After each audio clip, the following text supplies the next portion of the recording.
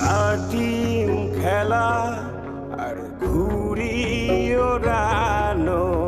আম কুড়ানো আর পাতা পোড়ানো, ছোট্ট বেলা সেই বন্ধুরা কই, কেন আমি আর সেই আমি নই। আজ অনেক বছর পরে খুঁজে ফিরি, কোথায় আহারে আহারে আহারে শৈশব, কোথায় হারিয়ে গেল যে আহারে কৈশব, কোথায় আহারে